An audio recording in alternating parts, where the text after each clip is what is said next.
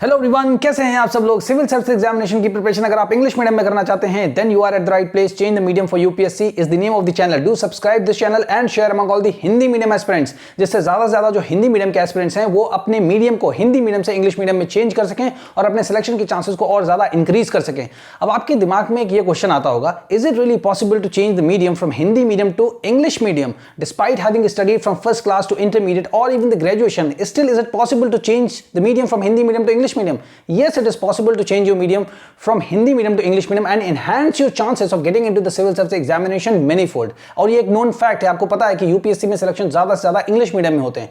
और आपको भी ये सोचना चाहिए कि आप इतना यूथ लगा रहे हैं, इतना मनी लगा रहे हैं, इतना एनर्जी आप अपनी लगा रहे हैं, ठीक है ना, इतने सेक्रीफाइसेस कर रहे हैं आप लोग, तो इसका एक मीनिंगफुल एंड तो आना चाहिए। आपको अल्टीमेटली सेलेक्ट तो होना चाहिए। बट अगर इतना ज्यादा हिंदी मीडियम से नहीं सिलेक्ट हो पा रहे हैं, तो अगर ये आपको पता है कि ये अल्टरनेटिव है कि अगर हम इंग्लिश मीडियम से प्रिपेयर करें तो हमारे सिलेक्शन के बहुत ज्यादा चांसेस हो सकते हैं, right? So here it is the 6th class NCERT that is known as our past. In Hindi we call it Hamare Ateet, and this is the second chapter of the same book that is the on the trail of the earliest people, and this is the 19th paragraph of this book. So क्या start कैसे करना है, सबसे पहले यही mind में आता है कि क्या करें कि जिससे हमारा मीडियम चेंज हो जाए। सो देखिए, कुछ तो स्टेप्स होंगे। सबसे पहले आपको अपने माइंड पे वर्क करना है। माइंड पे कैसे वर्क करना है? सारे के सारे लॉजिकल थिंग्स है, बिल्कुल प्रैक्टिकल। आप ये सोचिए, इंग्लिश मीडियम का जो स्टूडेंट होता है, ठीक है ना, जिसने फर्स्ट क्लास से लेकर के इंटरमीडिएट तक जितनी भी स्कूलिंग हुई उसकी इंग्लिश मीडियम में हुई है, ठीक है ना। अब आपको क्या करना है, आप उसकी तरह सोचिए। When an English medium student goes to school, whatever the communication between a faculty member and the student, okay, whatever is spoken in the school is only in English medium, right? So when that student listens every single thing in English medium, then what happens? All the intakes of English, so that means that environment is environment is getting created in that school, that everybody whosoever is teaching or listening, okay, so क्या होता है, English में ही सुनना है। so all the knowledge is being imparted in English language। उसके बाद क्या होता है, when that student is asked to write the dictation, so he writes also in English. Whenever he comes back from the school, then all the homework he also does in English. Then जब वो next day school जाता है, then the teacher, okay, you stand up and tell me this particular topic, right, which I had talked to you yesterday. So उसमें भी जो student होता है वो इंग्लिश में ही बताता है। इसमें वो क्या है, इंग्लिश में ही सुनता है, इंग्लिश में ही लिखता है और इंग्लिश में ही सुनाता है क्लास में, इंग्लिश में ही एग्जाम देता है। तो क्या एक एनवायरमेंट क्रिएट हो जाता है। अब बात आती है ग्रामर की। ग्रामर क्या है, देखिए, आपने भी फर्स्ट क्लास से लेकर के इंटरमीडिएट तक जितनी भी शिक्षा ली है उसमें एक पीरियड ग्रामर का होता है कि नहीं होता है? होता है ना। वैसे ही इंग्लिश मीडियम में भी एक ही पीरियड होता है ग्रामर का, ठीक है ना। तो ग्रामर तो आपने भी पढ़ी और ग्रामर उन्होंने भी पढ़ी, तो ग्रामर पे इतना फोकस आपको नहीं करना। जितनी नेसेसरी ग्रामर होगी जब इसकी रीडिंग करेंगे तो आपको समझाई जाएगी यहां पर, ठीक है ना। तो स्टेप बाय स्टेप चलना है। अब वो स्टेप्स क्या होंगे, देखिए, सबसे पहले तो क्या है, बहुत से ऐसे स्टूडेंट्स होंगे जो कि रीडिंग में भी नहीं कंफर्टेबल होंगे, ठीक है ना, क्योंकि अगर आप शुरू से नहीं करेंगे तो ऑब्वियस सी बात है कि आप रीडिंग नहीं कर पाएंगे ठीक से, ठीक है। तो मैं आपको रीडिंग करके बताऊंगा पहले कि हाउ टू रीड दिस, ठीक है ना। उसके बाद उच्चारण कैसे करते हैं, प्रोनाउंसिएशन, जो कि एक गलत वर्ड है, प्रोनाउंसिएशन कैसे करते हैं। फिर जो इंपॉर्टेंट वोकैबुलरीज होंगी उसका मीनिंग बताया जाएगा। उसके बाद क्या है, इसको हिंदी में ट्रांसलेट करेंगे और इसका मीनिंग भी बताएंगे, इंग्लिश में क्या है, हिंदी में क्या है। उसके बाद इसको हिंदी में ट्रांसलेट करेंगे। अब आपको लगता है हिंदी में क्यों ट्रांसलेट करना, हमें तो इंग्लिश मीडियम में शिफ्ट होना है, तो हिंदी मीडियम में क्यों ट्रांसलेट करना? इसलिए कि अभी आपका जो थिंकिंग पैटर्न है वो हिंदी में है, ठीक है ना। तो स्टेप बाय स्टेप करना है कि एक बुक जब हम कंप्लीट कर लेंगे, जैसे कि first chapter we have already completed, second chapter in the next 2-3 videos it will also get completed, right. उसके बाद हमारे 8 से 10 चैप्टर बचेंगे, तो वो भी लगभग जो है 10 से 12 दिन के अंदर कंप्लीट हो जाएंगे। तो एक बुक अगर आप कंप्लीट कर लेते हैं तो ऑलमोस्ट 90% आपकी जो भी नेसेसरी ग्रामर है वो कंप्लीट हो जाएगी और आपका सेंस बहुत ज्यादा डेवलप हो जाएगा। और अगर आप जितना बताया जा रहा है वैसे ही अगर आप करते हैं प्रैक्टिस, ठीक है ना, जब इसको इधर हिंदी में लिखेंगे तो उस हिंदी को, जितना भी इधर इसका हिंदी आएगा, उसको आप अपने ओन वर्ड्स में, जो भी आपको इससे समझ में आएगा, जो भी वोकैबुलरी, जो भी ग्रामर, जो भी आपको समझ में आएगा, उसको आप समझ करके अपने ओन वर्ड्स में उसको इंग्लिश में लिखेंगे, ठीक है ना। और उस इंग्लिश को जहां पर भी आप लिखेंगे उसका स्क्रीनशॉट लेकर के ये जो नंबर आपको दिख रहा है 7080507433, इस पर आप सेंड करेंगे। बहुत सारे स्टूडेंट सेंड करते हैं, लगभग 200 से 400 लोग सेंड कर चुके हैं अब तक, ठीक है ना, और लगभग 100 से 20-130 लोग रोज के रोज सेंड कर रहे हैं। तो आपको भी लग जाना चाहिए, आपको सोचना चाहिए, आप अपना पैसा लगा रहे हैं, इतना मनी लगा रहे हैं, यूथ लगा रहे हैं, क्या कर रहे हैं, उसका एक लॉजिकल एंड तो होना चाहिए। तो अगर इंग्लिश मीडियम में शिफ्ट होकर के अगर आपका सिलेक्शन हो सकता है तो क्यों नहीं करना चाहिए आपको? अगर आपकी कोई एक भी रैंक आ रही है तो क्यों नहीं होना चाहिए आपको, क्यों सिलेक्शन नहीं लेना चाहिए, ऑलराइट। तो ऐसे इसको करेंगे, ठीक है ना।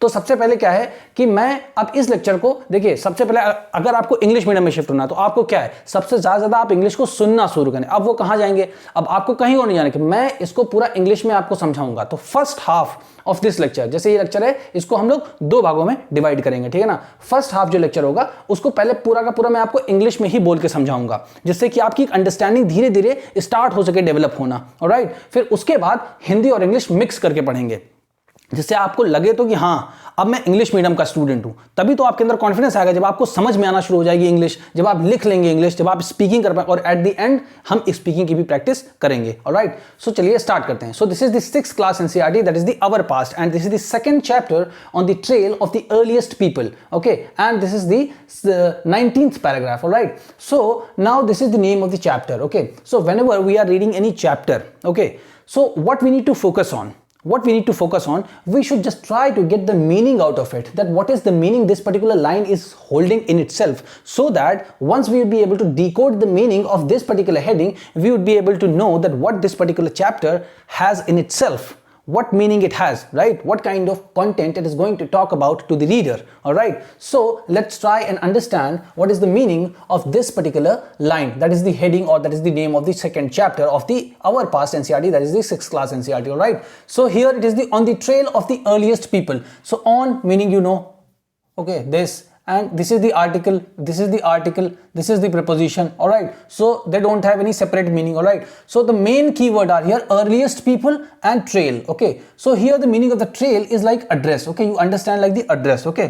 So here, or like mark or address, mark means like nishan, address, okay, ऐसे हमें समझना है। And the earliest people, so in history earliest people are called hunter gatherers, means in Hindi we say them खाद्य संग्राहक, okay. So this is the hunter gatherers. So earliest people, either you say earliest people or you can say hunter gatherers, or you can in Hindi say खाद्य संग्राहक. All these 3 words are synonymous to each other, all right. So now where those earliest people were living, like, so here is the trail, so trail is the address, so address of the earliest people, so address of the earliest people. Now what kind of meaning are we trying to get out of this? Is that earliest people must be living somewhere around the rivers, okay, somewhere around the rivers, somewhere around the mountains, somewhere around the mountains, right, or somewhere around the caves, okay, somewhere around the caves also, all right, and somewhere around the jungles also, right. So these must have been the areas where these hunter gatherers or the earliest people must have lived, right. So now we have understood that this particular chapter is going to talk about that what is the address or where the earliest people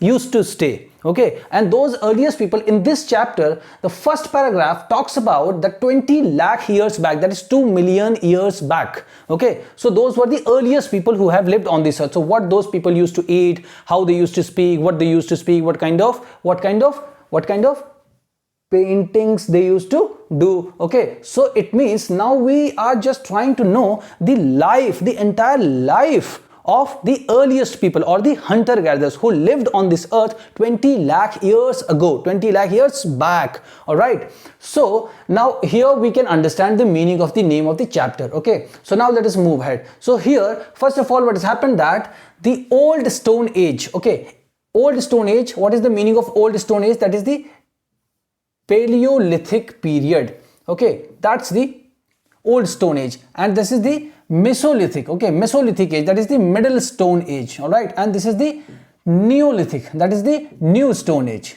okay. So these were 3 stone ages, okay, 3 stone ages, okay. So in Hindi we call it Purapashan Kal, okay. This is old stone age, all right. Mesolithic, Madhya Pashan, so that you can connect with what you have learned so far, okay. Neolithic means No Pashan Yug, okay. So now for a time being we have understood, okay, there were 3 stone ages, okay, there were 3 stone ages. So one was the old stone age, then middle stone age, then new stone age, all right. So we have done this. Now the next stage, actually this is the Neolithic stage, all right. So this is the Neolithic. So the next stage from about 10,000 years ago is known as Neolithic, all right.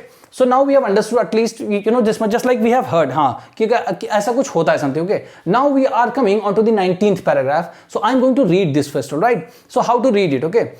Rock paintings, it's not rock, it's rock, ऐसे rock, ये है rock, not rock is wrong, rock is correct, all right.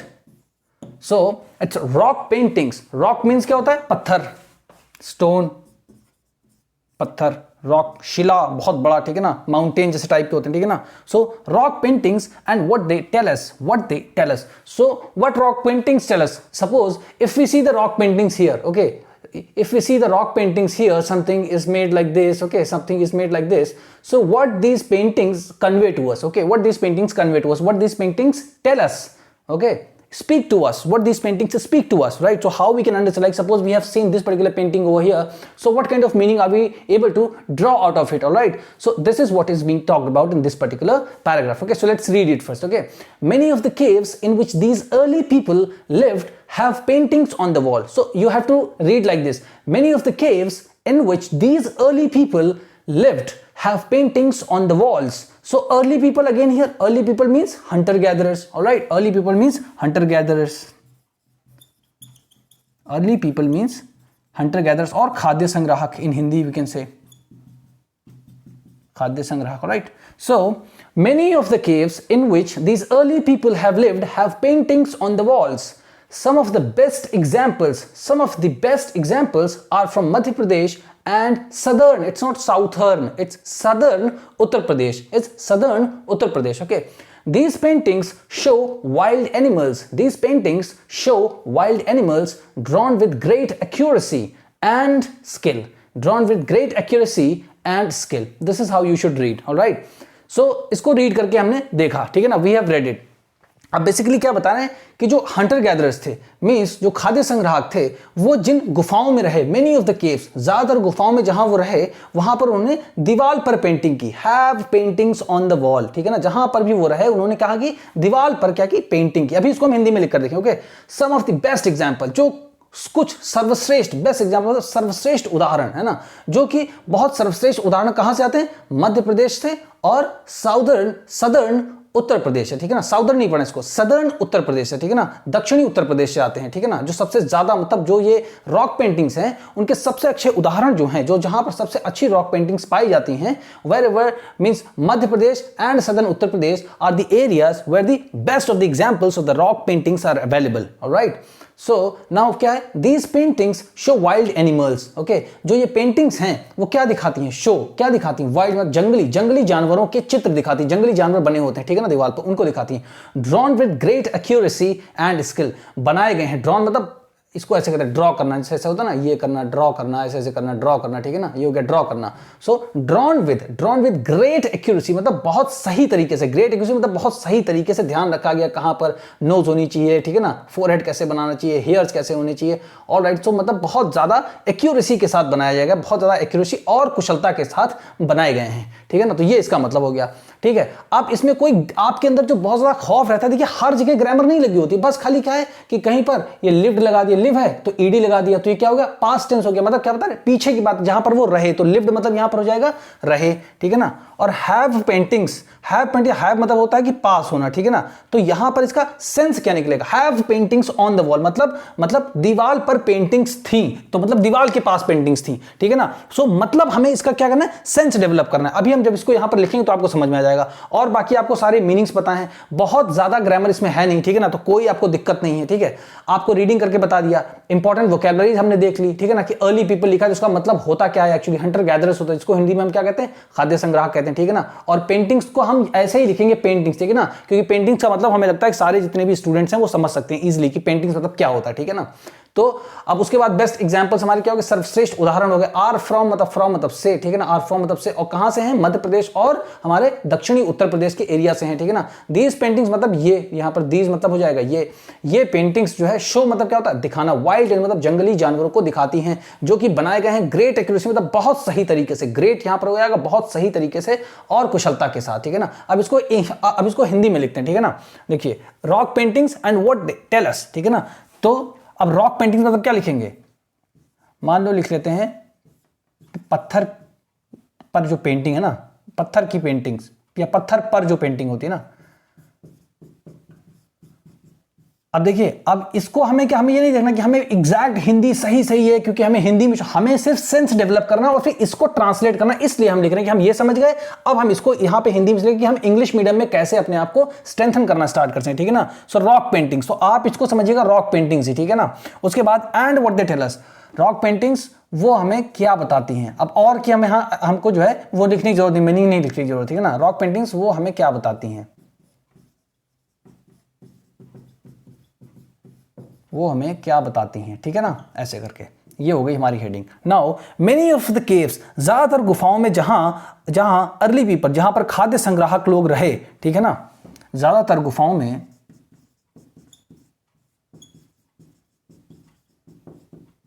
जहां खाद्य संग्राहक या लोग bracket में लोग रहे वहां दीवार पर पेंटिंग्स थी, ठीक है ना, have paintings on the wall, ठीक है ना, रहे वहां दीवार पर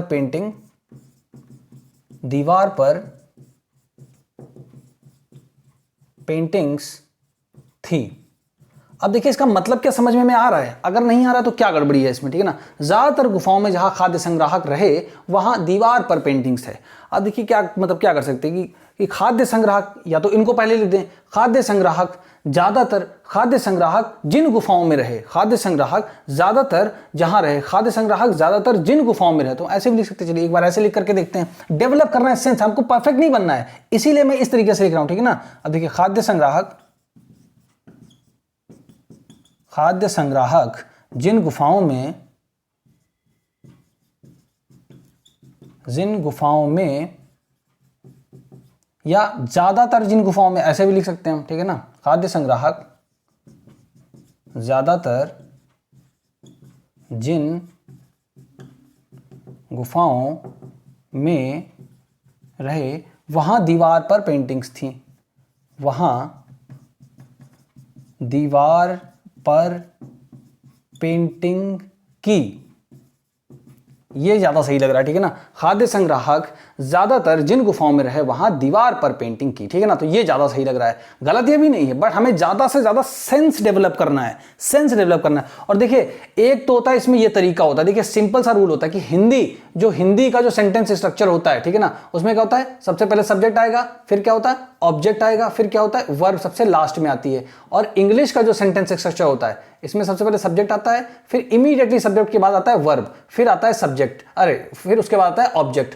अब देखिए ये तो छोटे छोटे सेंटेंसेस हैं, उनमें आप अप्लाई कर सकते हैं, बट जब आपको इस तरीके, आपको रीडिंग तो ये करना है, और छोटे छोटे सेंटेंसेस को आप अगर पढ़ेंगे, ही टेक्स टी, है ना, वो चाय पीता है, वो न्यूज़पेपर पढ़ता है, ऐसे करके वो आपको जल्दी बुक्स में मिलेंगे नहीं कहीं, तो आप उनसे जोड़ नहीं पाएंगे जो आपने रीडिंग की है, पढ़ाई की है, समझदारी की, ठीक है ना। इसलिए आप इस तरह लिखिए, तो आपको बस खाली सेंस समझना है, ठीक है ना, कि आपको सबसे पहले देखना है यहां से स्टार्ट हुआ, यहां फुल स्टॉप है, अब ये हमारा एक लाइन है, अब इसको कहां से हम शुरू करें कि सही अर्थ निकल आए। तो अगर आप इस तरीके से करने लग गए तो आप रूल्स के चक्कर में फंसेंगे ही नहीं, आप जल्दी जल्दी सेंस डेवलप कर लेंगे, क्योंकि आपने जैसे इसको लिखा, अब आप इसको इंग्लिश में आपको लिखना, तो आप समझ जाएंगे कि कैसे कैसे लिखना है, ठीक है। सो some of the best examples, कुछ सर्वश्रेष्ठ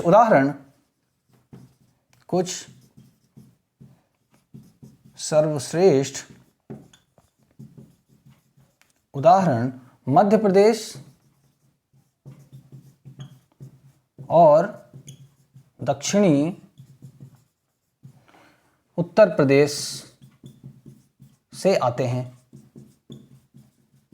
और किसके आते हैं? जो ये हमारी पेंटिंग्स हैं। ऑलराइट, तो ये हो गया। So these paintings show wild animals, अब यहां तक लिख लेते हैं, ठीक है ना। These paintings show wild animal, ये पेंटिंग्स जंगली जानवरों को दर्शाती हैं। अब यहां पर थोड़ा रुक जाते हैं, जंगली जानवरों को, ठीक है ना, विद ग्रेट प्रिसिशन, ठीक है ना, विद ग्रेट एक्यूरेसी, ठीक है ना। ये पेंटिंग्स जंगली जानवरों को, ठीक है, बहुत सही तरीके से, बहुत सटीक तरीके से आप कर सकते हैं, बहुत ही सटीक तरीके से, बहुत ही सटीक एवं कुशल तरीके से अब देखिए शो करते हैं, ठीक है ना, दिखाते हैं। ये भी मतलब सही है, देखिए समझ में आ रहा है ना। अब देखिए ज्यादातर गुफाओं में जहां खाद्य संग्राहक लोग रहे वहां दीवार पर पेंटिंग्स थी, ठीक है ना, या दीवार पर पेंटिंग की, ये भी हो गया सही। खाद्य संग्राहक किया तो ये लाइन, या तो लिखिए खाद्य संग्राहक ज्यादातर जिन गुफाओं में रहे वहां दीवार पर पेंटिंग्स की, ठीक है ना, ये भी सही है। कुछ सर्वश्रेष्ठ उदाहरण मध्य प्रदेश और दक्षिण उत्तर प्रदेश से आते हैं। ये पेंटिंग्स जंगली जानवरों को बहुत सटीक एवं कुशल तरीके से दिखाती हैं।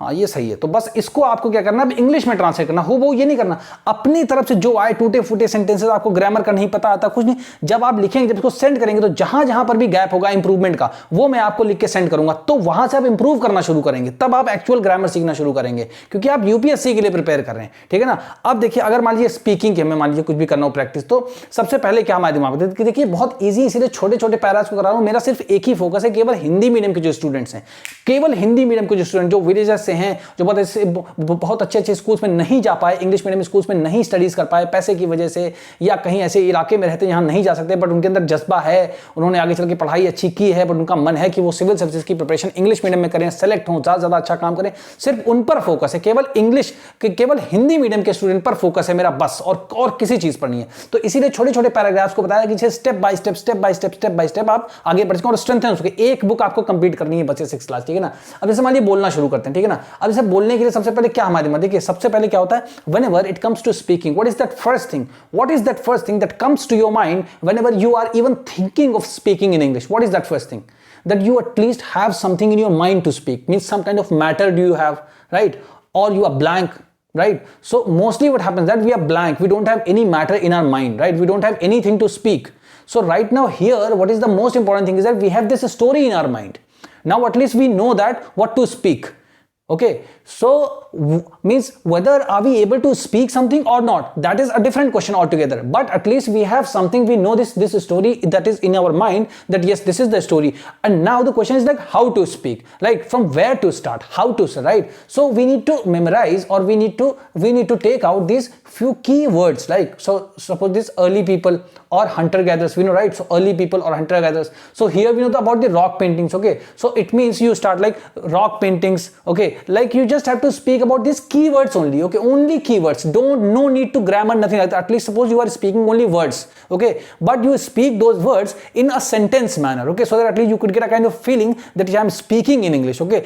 कहीं से तो आप स्टार्ट करेंगे ना, कहीं से तो स्टोरी से स्टार्ट करिए ना, कि कम से कम ये स्टोरी है, इसको बोलिए, और इसको भी अपना वॉइस नोट्स को रिकॉर्ड करके इस नंबर पे सेंड करिए, I will reflect back on you, कहां पे इंप्रूवमेंट करना है, ठीक है ना। सो अब देखिए, अब जैसे हो गया कि रॉक पेंटिंग्स, सो आपको एकदम पता कि आई रीड या I read, okay, I read about rock paintings, okay, I studied about rock paintings, मतलब आप अपने आप को बताइए कि हाँ अभी मैं मतलब in this class today I read about rock paintings, hunter gatherers, rock paintings, hunter gatherers, early people or the earliest people, early people or hunter gatherers, three of same, okay। So rock paintings, hunter gatherers lived in where they lived, caves, okay, hunter gatherers lived in caves। अब आपको अगर ये नहीं आता कि lived बोलें कि live बोलें, जो आपको समझ में आए, लिव्ड कुछ भी बोलिए, बोलने में क्या है कि सामने वाला समझ जाए, और कहीं से तो स्टार्ट करेंगे ना, तो आप बोलिए hunter gatherers, rock painting, hunter gatherer, rock painting lived in caves। Now your sentence is complete। So hunter gatherers, rock painting lived in caves। Fine, इतने से क्या सामने लोगों को समझ में आ जाएगा, चाहिए इस बारे में बात हो रही है, राइट। उसके बाद सेकंड क्या है, बेस्ट एग्जांपल, ये तो याद रख, इतना तो याद ही आपको। अच्छा, अब उसके पहले अगर आपको और अच्छी करनी तो आप याद करिए, some of the best examples come from मतलब आते हैं, some of the best examples come from Madhya Pradesh and southern Uttar Pradesh. So some of the best examples come from Madhya Pradesh and southern Uttar Pradesh, okay. अब उसके बाद आपको क्या करना है, अच्छा ये पेंटिंग्स में सबसे ज्यादा इंपॉर्टेंट क्या चीज दिखाते हैं, so these paintings show animal and drawn and मतलब ड्राइंग, ऐसे करके जो भी आपको वर्ड लगे यू स्टार्ट स्पीकिंग, ठीक है ना। और जितना भी कलेक्टिव आपसे हो चुके उसको बोल करके आप अपना वॉइस को रिकॉर्ड करके इस नंबर पे सेंड करिए, I will reflect back on you, ठीक है ना। तो इसी तरीके से ज्यादा जो हिंदी मीडियम के स्टूडेंट्स हैं वो स्टेप बाय स्टेप करके आप कोशिश करिए, आप डेफिनेटली अपने मीडियम को चेंज कर सकते हैं और आपके सिलेक्शन के चांसेस बहुत ज्यादा इंप्रूव हो सकते हैं। तो अगर आपने यहां तक इस वीडियो को देखा तो आप इसको हिंदी मीडियम एस्पिरेंट्स के बीच में जरूर शेयर करिए, जिससे ज्यादा हिंदी मीडियम के एस्पिरेंट्स का सिलेक्शन हो सके और वो इंग्लिश मीडियम में शिफ्ट हो सके। So thank you so much for watching this video, see you in the next one।